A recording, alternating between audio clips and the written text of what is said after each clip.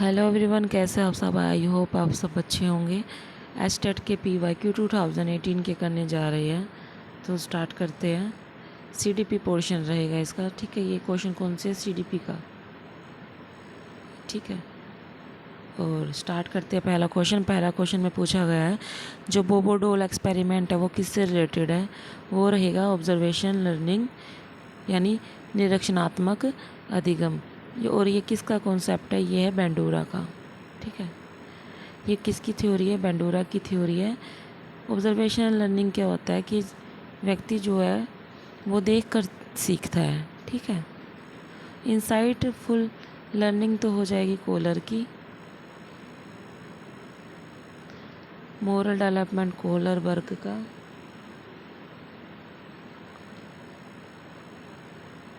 Condition पैवलोव की, ठीक है। चलिए नेक्स्ट क्वेश्चन पूछा गया, जो फ्रॉइड की थ्योरी है, जो साइको सेक्सुअल डेवलपमेंट थ्योरी, उसकी एक स्टेज है जेनाइटल। वो किसके सिमिलर है, एरिक्सन की साइको सोशल डेवलपमेंट की। यहाँ एरिक्सन आएगा, ठीक है।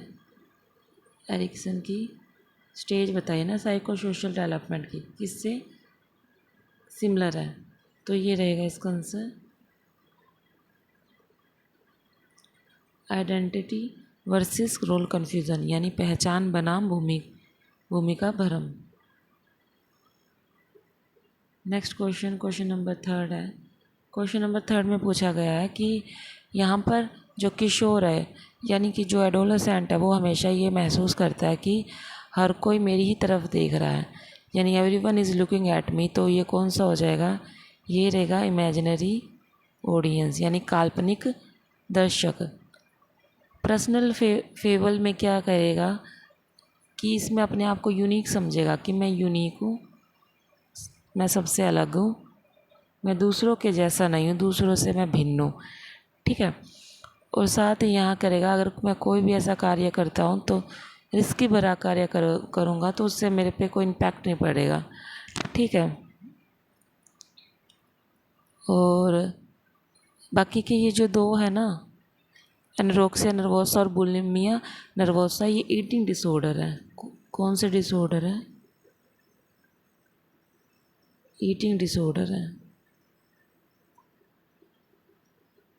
नेक्स्ट क्वेश्चन नंबर 5 में करते हैं।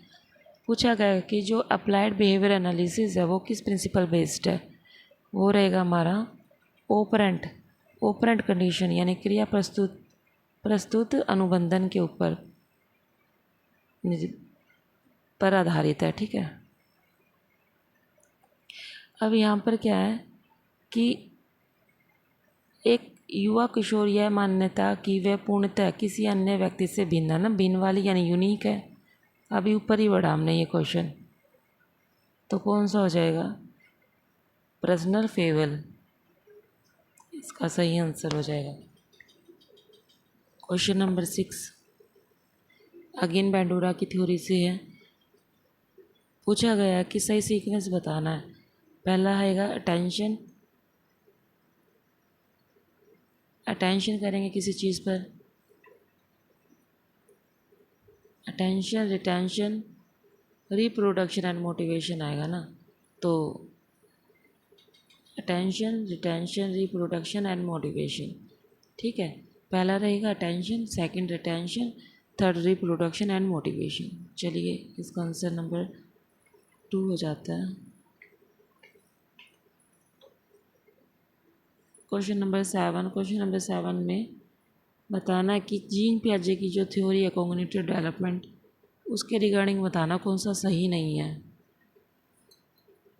सही नहीं है तो देख लेते हैं। इन्होंने माना कि जो इन्होंने क्या माना कि जो विकास है वो कैसा है, वो असतत प्रक्रिया यानी डिसकंटिन्यूअस प्रोसेस है, ठीक है। ये तो सही स्टेटमेंट है। दूसरी स्टेटमेंट के जो बच्चा है वो किसके थ्रू सीखता है, सिमुलेशन और अकोमोडेशन, यानी बच्चा जो है सिमुलेशन और अकोमोडेशन के थ्रू सीखता है। ये भी स्टेटमेंट जो है सही है। सॉरी अगली स्टेटमेंट देख लेते हैं। It believe that development is a continuous process. नहीं, ऐसा नहीं है। इन्होंने डिसकंटिन्यूस प्रोसेस बताया कि जो डेवलपमेंट है वो डिसकंटिन्यूस प्रोसेस है, ना कि कंटिन्यूस प्रोसेस। तो वैसे तो हमें अपना आंसर मिल ही गया है कि ऑप्शन नंबर जो 3 है वो ठीक है। ऑप्शन 4 और देख लेते हैं। ऑप्शन 4 में पूछा गया है कि कॉग्निटिव डेवलपमेंट जो है 4 स्टेजेस से होकर गुजरता है। हाँ भाई ठीक है, ये बात भी ठीक है, इनकी 4 स्टेजेस है। तो ऑप्शन नंबर जो 3 है वो हमारा सही हो जाएगा। अगला नेक्स्ट क्वेश्चन है हमारा, क्वेश्चन नंबर 8 पूछा गया जो लाइफ स्पेस है वो किससे रिलेटेड है। वो भाई कर्ट लेविन की थ्योरी है ना, जो फील्ड थ्योरी यानी लेविन क्षेत्र सिद्धांत से रिलेटेड है लाइफ स्पेस। ठीक है, क्लासिकल कंडीशनिंग पेवलोव का हो गया और ओपरेंट कंडीशनिंग स्किनर का, इंसाइटफुल लर्निंग तो कोलर का हो गया। ठीक है, तो कर्ट लेविन की थ्योरी से लाइफ स्पेस रिलेटेड है उसका कॉन्सेप्ट है। क्वेश्चन नंबर 9 में पूछा गया कि बताना है जो नेगेटिव रीइंफोर्समेंट है और पनिशमेंट में क्या रिलेशनशिप होगा। दोनों जो है रिस्पॉन्स को क्या करेंगे स्ट्रेंथ करेंगे नहीं, दोनों ही वीक करेंगे नहीं, क्योंकि एक रीइंफोर्समेंट है दूसरा पनिशमेंट है। तीसरा ऑप्शन है, देख लेते हैं। नेगेटिव रीइंफोर्समेंट क्या करेगा, स्ट्रेंथन करेगा एक रिस्पॉन्स को, जबकि जो पनिशमेंट है वो वीक करती है। हाँ ये तो ठीक है। जो नेगेटिव रीइंफोर्समेंट क्या करेगा, स्ट्रेंथ करेगा रिस्पॉन्स को, है ना। नकारात्मक पुनर्बलन किसी अनुक्रिया को दृढ़ बनाता है, जबकि जो दंड है, दंड मिलने से क्या हो जाएगा, कोई रिस्पॉन्स हम नहीं करते हैं। हमें जब भी पनिशमेंट मिलती है तो रिस्पॉन्स नहीं करते ना हम। किसी बच्चे को मार दोगे तो वो शरारत करना क्या कर देगा, बंद कर देगा। ठीक है, पनिशमेंट मिल गई उसको तो उस रिस्पॉन्स को जो है कम कर देगा वो। ऑप्शन नंबर 4 ज़रूर देख लेते हैं। ऑप्शन नंबर 4 में क्या पूछा गया है कि नेगेटिव रीइंफोर्समेंट वीकन नहीं करेगा, नेगेटिव रीइंफोर्समेंट स्ट्रेंथन करेगा। और उल्टा लिख दिया ना यहाँ पे, तो पनिशमेंट जो स्ट्रेंथ करेगी नहीं, पनिशमेंट स्ट्रेंथ नहीं करती है, वो वीक करती है। हमेशा याद रखना, जो पनिशमेंट जो होगी ना वो वीक करेगी, और जो रीइंफोर्समेंट होगा ना वो क्या करेगा, स्ट्रेंथ देगा। उसी से आपका ऑप्शन बन जाएगा। और चाहे रीइंफोर्समेंट चाहे पॉजिटिव हो चाहे नेगेटिव हो, दोनों स्ट्रेंथ करेंगे यानी दृढ़ बनाएंगे। ठीक है, और पनिशमेंट हमेशा कमज़ोर करेगी, याद रखना, चाहे पॉजिटिव हो चाहे नेगेटिव पनिशमेंट है वो हमेशा क्या करेगी, कमज़ोर बनाएगी।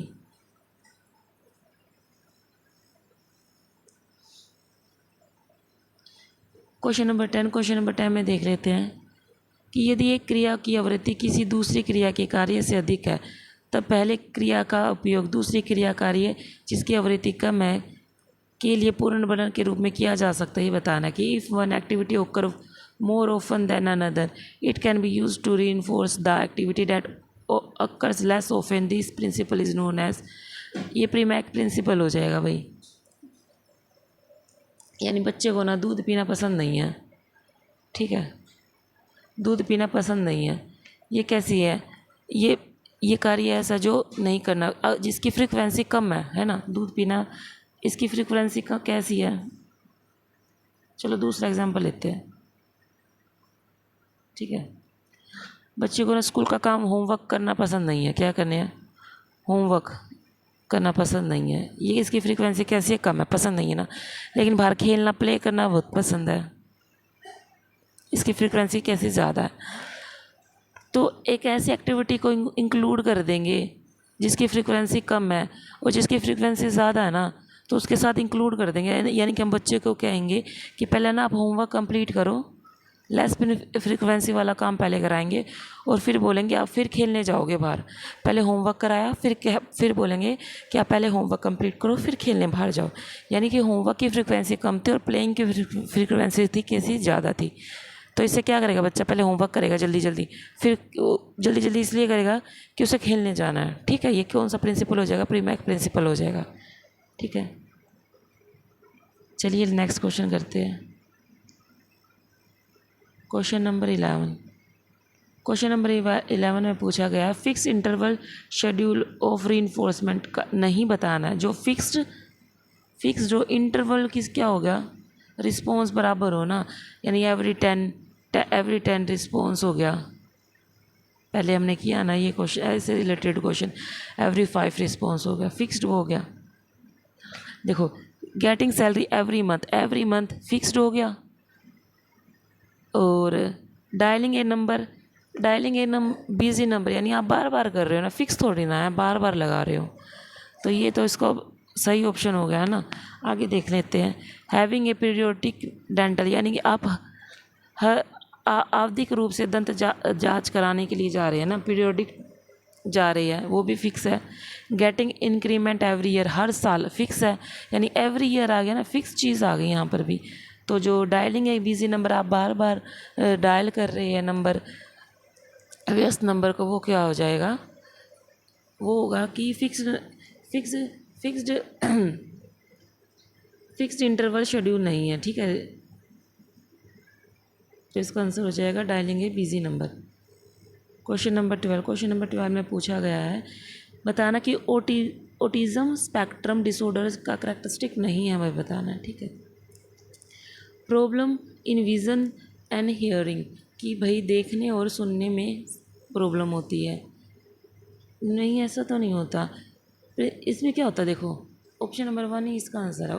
ऑटिज़म वाले बच्चे क्या करते हैं ना, कि इनको ना सोशल इंटरेक्शन करना बिल्कुल भी पसंद नहीं है, ये ना अपने आप को अवॉइड करेंगे सोशल इंटरेक्शन में, ठीक है। प्रॉब्लम इन वर्बल और नॉन वर्बल कम्युनिकेशन, यानी कि ये शब्द जो बोलते हैं ना उनमें भी प्रॉब्लम आएगी बोलने में। साथ ही साथ नॉन वर्बल कम्युनिकेशन, यानी कि जैसे इशारों में जैसे बातें करते हैं ना, ये वो भी नहीं करने में, उनमें भी करने में असमर्थ होते हैं। रिपीटेटेड बिहेवियर, यानी कि ऐसा व्यवहार जो बार बार करते हैं। जैसे मान लीजिए एक बच्चा ना बाई चांस, वैसे तो जाता नहीं है, मतलब ऐसे एरिया में जहाँ पे पब्लिक हो, ठीक है, अगर वो चला भी जाएगा ना तो वो है ना सोशली इंटरेक्ट नहीं करेगा, अपनी मम्मी के पीछे छुप जाएगा, ठीक है। ना ही अगर उनसे कोई हाय बोल रहा है तो हाय बोलेगा, उनका किसी भी प्रकार से कोई जवाब नहीं देगा। और रिपीटेड बिहेवियर का ना बड़ा ही अच्छा एग्जाम्पल है कि ना बच्चा का ना पीछे जैसे ना मम्मी के पीछे छुपा हुआ है, तो ना मम्मी की चुन्नी, जैसे ये मम्मा है इसकी और ये बच्चा है, तो और मम्मा ने ये चुन्नी ले रखी है, तो बच्चा ने इस मम्मी को ना रिपीटली अपनी उंगलियों में घुमाएगा, बार बार उसी को घुमाएगा, सर्कल करेगा, रिपीटेटिव बिहेवियर करेगा। या फिर किसी दीवार पर ना उसने ऐसे बार बार खरोंचना स्टार्ट कर देगा, ऐसे करके वो बार बार रिपीट बिहेवियर करता है, ठीक है। यानी कि ऑटिज़म स्पेक्ट्रम का डिसऑर्डर क्या हो जाएगा कि जिसमें सोशल इंटरेक्शन, यानी किसी से बातचीत नहीं करेगा, बिल्कुल पसंद नहीं, अकेला रहना ज़्यादा पसंद करेगा। प्रॉब्लम होगी उसको वर्बल, यानी बोलने में भी प्रॉब्लम होगी। नॉन वर्बल यानी साइन लैंग्वेज जो होती है, सॉरी वो जो क्या बोलते हैं इशारों में बातें करते हैं ना, वो भी नहीं कर पाएगा, रिपीटेड बिहेवियर करेगा, ठीक है। अगला क्वेश्चन देख लेते हैं। किम ने अपने मोबाइल नंबर बदल कर नया नंबर लिया। जब किसी ने उसका नया नंबर पूछा तब वह सिर्फ 3 अंक ही याद कर पाया। इसका कारण बताओ, है ना। इसका कारण रहेगा भाई प्रोएक्टिव इंटरफेरेंस। एक होता है ना ए प्रोएक्टिव, या तो रेट्रोएक्टिव। प्रोएक्टिव में क्या होता है कि ना आप है ना पीछे वाली जो इन्फॉर्मेशन को ना भूल जाते हो। प्रो मतलब पहले याद रखो, पी से पहला, पी से प्रो हो गया ना, प्रो पहले वाली इन्फॉर्मेशन याद कर रहे हो। यानी किम ने क्या किया, ये तो उसका ना ओल्ड नंबर था, ओल्ड फ़ोन नंबर है ना, और उसने न्यू नंबर ले लिया, न्यू फ़ोन नंबर ले लिया। अब जब भी है ना वो न्यू कोई पूछता ना आपका फ़ोन नंबर क्या, तो वो ओल्ड वाला ही याद रखता है, नया वाला उसको याद नहीं रहता। सबसे अच्छा एग्जाम्पल होगा ना पैटर्नर का। फ़ोन के अंदर है ना पैटर्नर होते हैं ना लॉक को खोलने के, है ना, ऐसे मान लीजिए आपने ना वो पैटर्न को चेंज कर दिया। पहले आपका पैटर्नर ये था, लेकिन आपने इस पैटर्न को ना जो चेंज कर दिया, अब आपने नया डाला ये। लेकिन जब भी आप ना फ़ोन को ऑन करोगे ना, लॉक खोलोगे, तो आप ना पहले वाला पैटर्न लगाओगे ऐसे करके, है ना। तो ये कौन सा हो गया, प्रोएक्टिव इंटरफेरेंस हो गया, ठीक है।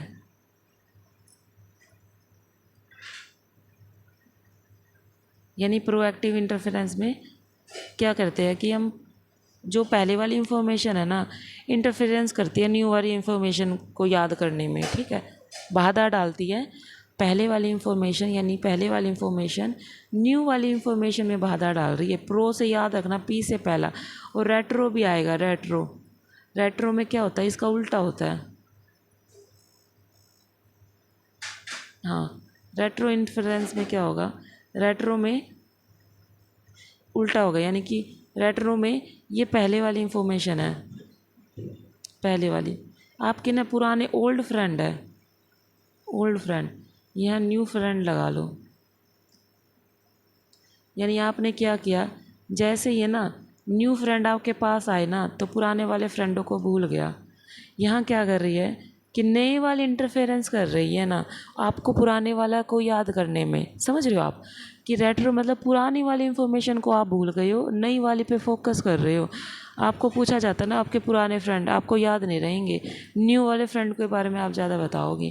ठीक है, उससे याद कर लेना। यानी दो ही है, प्रो एक्टिव इंटरफेरेंस और एक रेट्रो एक्टिव इंटरफेरेंस।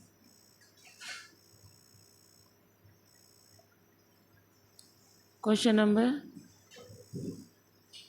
14 कर लेते हैं। ठीक है, 1 मिनट। ठीक है,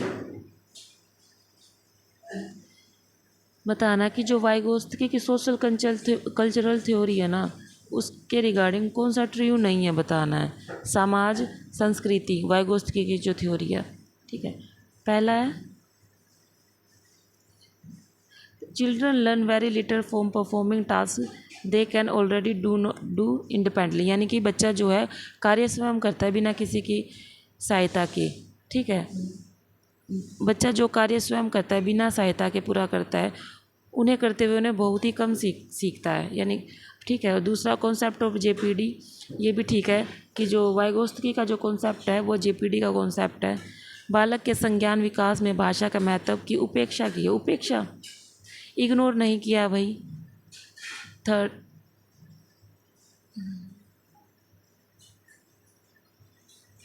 हाँ ये तो ठीक है। ऑप्शन नंबर 4 देख लेते एक बार।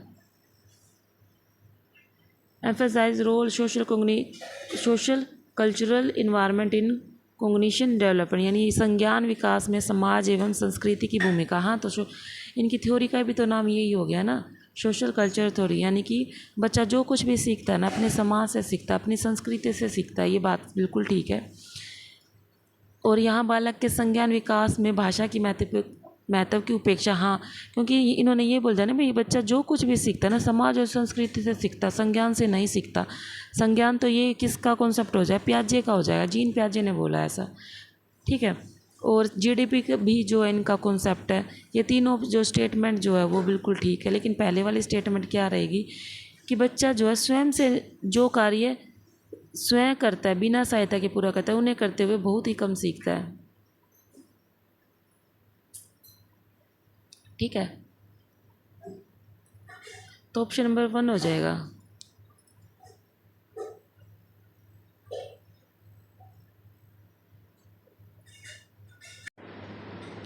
हाँ, ऑप्शन नंबर 1 ही है। ठीक है, चलो क्वेश्चन नंबर 15 लास्ट क्वेश्चन है हमारा। क्वेश्चन नंबर 15 में पूछा गया कि जो ब्लूम की टैक्सोनॉमी है ना, ये ब्लूम की टैक्सोनॉमी बताना कि कौन सा नहीं है।